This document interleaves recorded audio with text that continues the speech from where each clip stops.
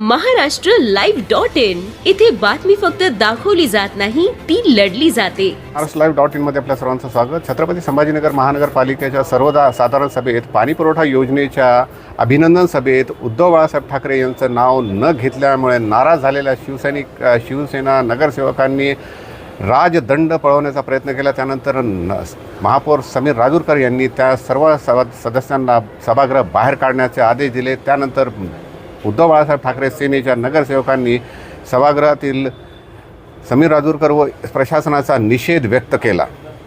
छत्रपती संभाजीनगर महानगरपालिकेची पहिली सर्वसाधारण सभा आज पार पडली. त्यामध्ये शिवसेना उद्धव बाळासाहेब ठाकरे या पक्षाचे गटनेते गणेश लोखंडे, रशीद मामू, वैशाली कोरडे यांनी आक्षेप घेतला की तुम्ही जे अभिनंदन प्रस्तावामध्ये मुख्यमंत्री देवेंद्र फडणवीस, पालकमंत्री आणि इतर नेत्यांचे नाव घेत आहेत, परंतु ही योजना सर्वप्रथम उद्धव ठाकरे यांनी आणली होती, त्यासाठी निधी दिला होता, परंतु त्यांचं नाव तुम्ही अभिनंदन सभेमध्ये घेत नाही आहे, ते नाव घेण्यात यावं या मागणीसाठी त्यांनी आग्रह धरला. त्यानंतर आक्रमक झाले आणि राजदंड पळवण्याचा प्रयत्न केला.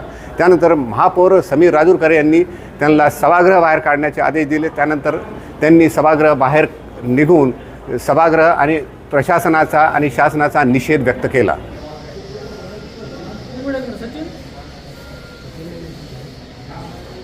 अभी पानी का प्रस्ताव था, शासन ने कोई काम अच्छा किया, कोई अधिकारियों ने, मिनिस्टरों ने, आमदार ने अच्छा किए, तो ये पानी पुरवठा का पहले स्टार्टिंग उद्धव ठाकरे सामने रखे थे.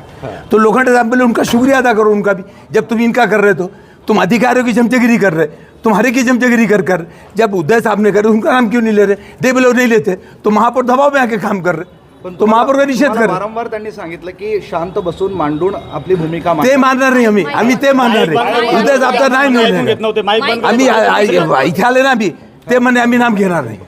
मग कशाला नाही घेणार? का नाही घेणार तुम्ही? तुमच्यावर पहिल्याच सभेत मग आता कारवाई झालेली आहे. तो सांगतो ना काय त्याच्यामध्ये काय जेल तर नाही झाली ना, कारवाई होतात. आता ते त्यांचं ऐका, आम्ही कुठे ऐकणार? आम्ही लोकशाही पद्धतीने चालतो, मग त्याच्यामध्ये तर आम्ही चालणार. त्यांना सांगणार त्यांनी कशाला नाही घेतलं नाम, त्यांना विचारा. आरोप करत होते महापौर दादागिरी करताय म्हणून. मग तुम्हाला दिसत नाही का? तुम्ही लोक स्वतः दिसतात ना, त्यांचं ऐकतात आमचं नाही ऐकतात. मग ते काय दादागिरी तर काय झाली? मग ते काय तुमच्या पक्षाची भूमिका असेल आता? काय असेल तर पुढे भूमिका काय? ते आता बघू पुढे पुढे काय गटनेते साहेब काय झालं सांगा. तुमच्यावरही कारवाई झाली आहे आज. एक तर महापौर साहेबांनी पहिले सांगितलं होतं की ऐन वेळेवर मी कुठले विषय घेणार नाही, पण सुरुवातीला आज प्रमोद राठोड यांनी पुतळ्याचा विषय घेतला, शंकरराव चव्हाणांच्या पुतळ्याचा विषय घेतला, आणि त्याच्यानंतर अनेक सदस्यांनी अनेक अभिनंदनाचे प्रस्ताव घेतले. राजू वैद्य यांनी अभिनंदनाचा प्रस्ताव घेतला की 1680 कोटीची योजना मुख्यमंत्री देवेंद्र फडणवीस आणि अतुल सावे यांनी मंजूर केली, पण प्रत्यक्षात ती योजना उद्धवसाहेब ठाकरे यांनी मंजूर केलेली आहे आणि तिचं उद्घाटन भूमिपूजनसुद्धा उद्धवसाहेबाच्या हस्ते झालेलं आहे. तर आमच्या पक्षाची ही भूमिका होती का ज्यांनी खरं काम केलं तुम्ही त्यांचं अभिनंदन करायला पाहिजे, पण महापौर आहे ना हे हुकुमशाही आणि दडपशाही करतात.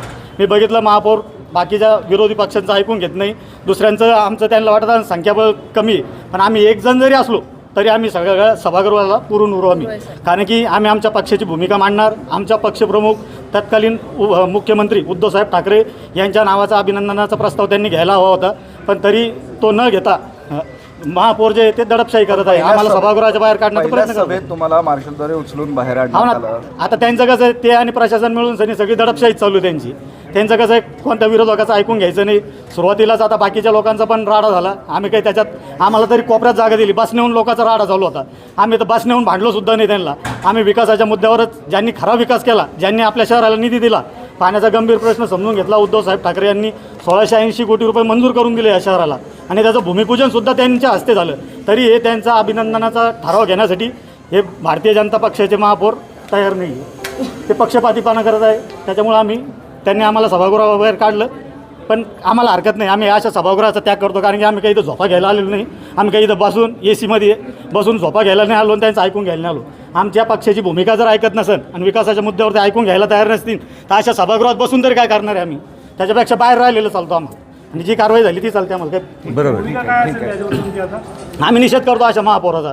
आम्ही आमच्यातर्फे पण आमच्या पक्षाच्या अगोदर गोंधळ झाला, त्यांना काय त्यांना बाहेर नाही काढला, त्यांचं भीती वाटली. असं एकतर्फीच कामकाज करायचं असेल तर इतर सदस्यांना बाजूला ठेवून त्यांनी त्यांचे जे युतीचे सदस्य आहे तेवढेच बोलवावे त्यांनी जीपीला, त्यांच्यातच ठराव काय मंजूर करून घ्यायचे करून घ्यावे, इतर सदस्यांना बोलूच नाही त्यांनी. बसवेश्वरांचा जो पुतळा आहे तो रद्द म्हणजे ठराव रद्द करू असा वगैरे पण तुम्हाला इशारा दिला. याच्या मागचं काय बसवेश्वरांचा वाटतं? पुतळा काय? कोणी रद्द करू शकत नाही. तो ठराव आम्ही ठराव सर्वांमध्ये पास होणार आहे. महापौरांनी बोलल्यामुळे तो रद्द होऊ शकत नाही. आणि शिवसेना पक्षप्रमुख उद्धवजी ठाकरे साहेब यांनी 1680 कोटीसह 3200 कोटी शहराला निधी दिला होता, भरघोस निधी दिला होता आणि त्यांचा अभिनंदनचा ठराव घेत नाही आहे. आम्ही महापौरांचं, उपमहापौर आणि सर्व प्रशासनाचा आम्ही धिक्कार करतो, निषेध व्यक्त करतो. ठराव रद्द करण्याचा या- इशारा नाही, दिला नाही. म्हणजे तुम्हाला एक प्रकारे धमकी दिली. अच्छा धमकी. याच्यापूर्वी आम्ही सांगितलं की शागंज बाजार, पीर बाजार आणि ते चिकलठाणा बाजार ते आम्ही उचलू. आम्ही म्हणलं ते ठेवा ना. नाही म्हणे ते नाही, तुम्ही जनरल भाडे. मग ते पेपरमध्ये कशा दिला कमिशनर साहेब, ते तर डिक्टेटरशिप झाला. मग ते ॲडमिनिस्ट्रेटर नाही ना, आता ते कमिशनर आहे ना. जनरल भाडे त्याच्यामध्ये विचार ते बी सांगू नको तुम्ही. थोडक्यात तुमच्यावर दादागिरी सुरू आहे. बघ दादागिरी तेच म्हणतात आम्ही. सुरेश ऐकून घेतलं आणि आम्ही कसं ऐकून घेऊ? आम्हाला जनता निवडून दिली, यांनी थोडी निवडून दिलं आम्हाला. आणि जनतेचे प्रश्न ऐकून घेत नसेल तर आम्ही करणार काय ते? मध्ये अतिक्रमणमध्ये जे मालकी हक्काचे घरं वगैरे गेलेले आहेत त्याचा मी प्रश्न मांडलेला होता. त्यावेळेस महापौर साहेबांनी सभा ठेवली तर मला कळवण्यात नाही आलं. मला याचं उत्तर हवं आहे का? मी विरोधी पक्ष आहे म्हणून मला कळवण्यात आलं नाही का? मला महापौर साहेबांना प्रश्न मी टाकलेला आहे आणि त्यांनी आमचं म्हणणं आज कसं ऐकून नाही घेतलं. म्हणजे का तुझा भाव का बरं? आमचे माईक बंद, सगळं बंद.